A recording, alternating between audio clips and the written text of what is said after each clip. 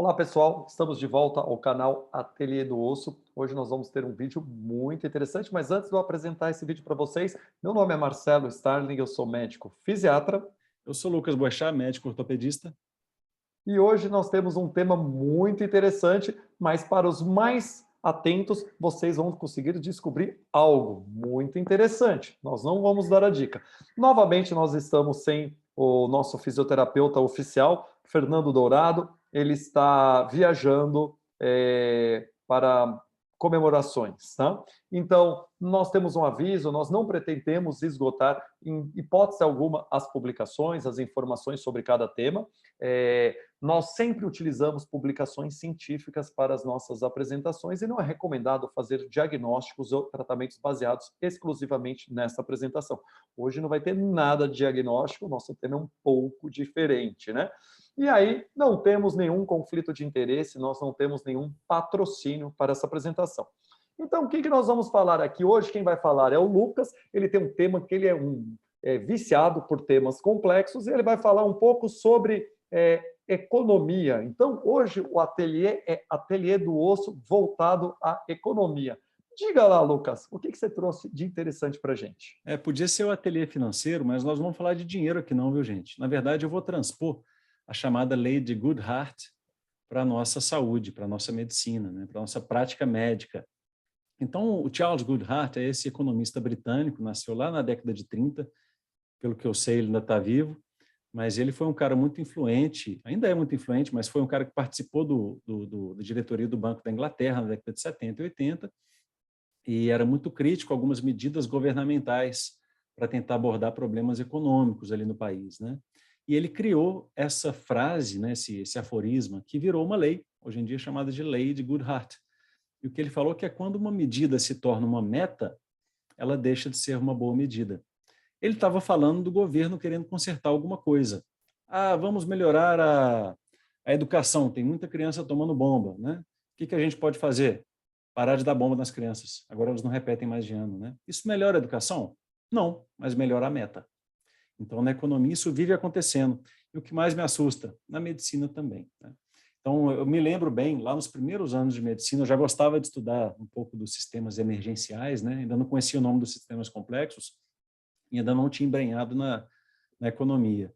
E aí teve um professor que falou uma coisa muito parecida, assim, só que com anemia, no iníciozinho da faculdade de medicina. Ah, professor, precisa de ferro, precisa de hemoglobina para corrigir a anemia, vamos dar transfusão, vamos dar ferro para o paciente, né? Ele falou assim, olha, se o paciente estiver morrendo, pode até ser, mas o que está causando anemia que é o problema, não é a anemia. Cuidado para não tratar o indicativo, né? Quando você está tendo um jogo de esporte, de futebol, né?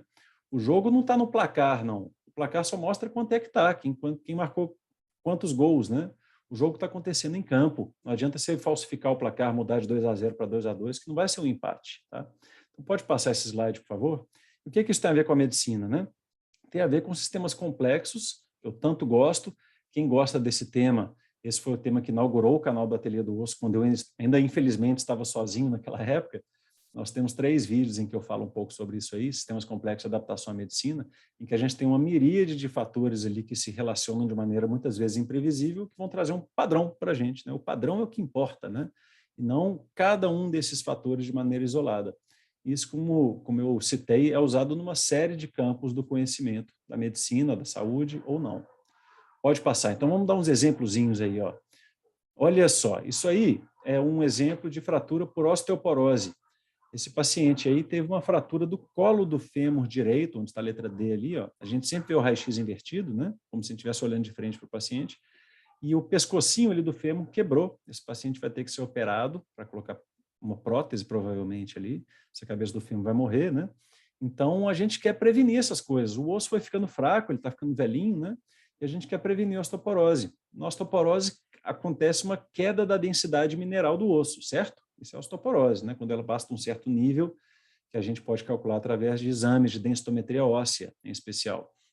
E aí, nós assim, a ciência inventou um remedinho, né? De uma classe chamada bifosfonado, que ele vai ajudar a reter mais massa mineral no osso. Pô, beleza, legal, é o que a gente quer, né? E aí você faz o exame, a densitometria óssea depois de tomar ciclos de bifosfonado, e de fato você vê que ou ele recupera alguma massa muscular, ou pelo menos essa pessoa para de perder. Isso é o que a gente queria, certo? Pode passar. Recupera a massa óssea. Pois é, errado, né? Porque massa óssea a gente tem a parte mineral, né? E a gente tem a parte colágena, né? Então a gente quer melhorar o exame do paciente, certo? Errado. A gente quer prevenir fraturas. Eu não estou nem aí para o exame. O exame, se ele prevenir fraturas, beleza, mas ele é um indicativo, ele é o placar do jogo. E o que pode acontecer se você der bifosfonados, um alendronato, por exemplo, né? Um pamidronato, durante anos e anos, 5, 10, 15 anos para um paciente? A capacidade desse osso se reciclar começa a cair. A densidade está alta, mas ele começa a ter um monte de microfraturas lá dentro que podem se encontrar, causando uma fratura por insuficiência. Igual você pegar um arame na cerca, né, aquele arame metálico, você vai dobrando ele até ele quebrar no meio, né? Isso pode acontecer com o osso. E são fraturas muitas vezes até mais graves e mais difíceis de consolidar do que as fraturas por osteoporose. Diga. Isso daí, no uso contínuo, comumente a gente utiliza o termo osso. O osso ele fica congelado, tá? Então você tem que dar umas férias, né? Existe no tratamento dos bisfosfonatos um tempo que a gente chama de holiday. Você dá umas férias, para um pouquinho, para depois avaliar se você vai retornar ou não, porque isso é verdadeiro, você vai ter as fraturas atípicas aí. Isso aí. Então, mesmo com o exame estando ok, nesse paciente aí da foto, ó, ele quebrou o fêmur, né? Uma fratura provavelmente, inclusive, muito mais dolorosa do que a outra, e que muitas vezes o osso tem uma dificuldade tremenda de consolidar pela baixa capacidade de turnover, né, de reciclagem dele, tá bom? Esse é um exemplo. Pode passar, por favor, Marcelo?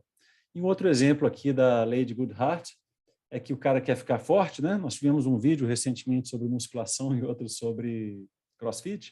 O sujeito quer ficar fortão, então se ele faz essas atividades rigorosas, se ele tem uma dieta interessante e hiperproteica, né?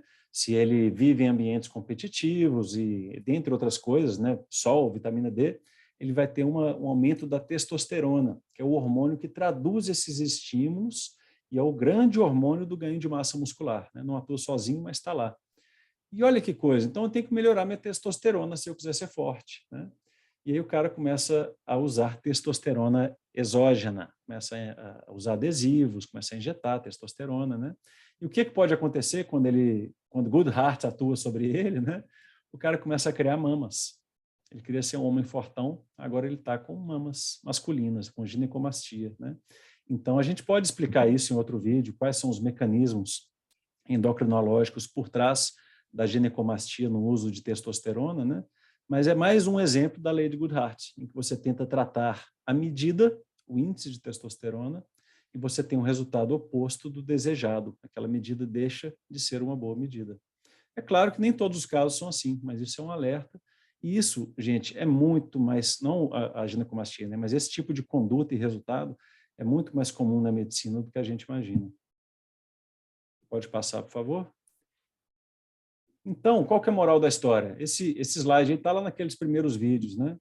Não ter um mapa é melhor do que ter um mapa errado. Cuidado com os índices, gente. Não acho que ele vai sempre te levar para o lugar certo, porque esse pode ser um mapa errado no seu caso. Pode não ter sido no caso do seu vizinho, mas pode ser no seu. Então, em campos complexos, que são campos minados, né, como a saúde, como a medicina, como a economia, é melhor a gente saber que a gente não sabe tudo e se comportar de maneira adequada nesse mundo que é tão incerto. Beleza? Esse era o recado. Muito bom, muito interessante. E aí, a gente pode depois dar uma continuidade nessa apresentação, né, dessa lei, porque tem mais coisas, mais dados importantes aí. Pensou em mais alguns exemplos? Esse vídeo é uma provocação. Eu quero que você me fale algum exemplo da lei de Goodhart, Marcelo. Eu quero que o pessoal que está assistindo escreva para a gente aqui embaixo do vídeo, nos comentários do YouTube e lá no Instagram, para falar bons exemplos da lei de Goodhart aplicada à saúde e à medicina. Sim.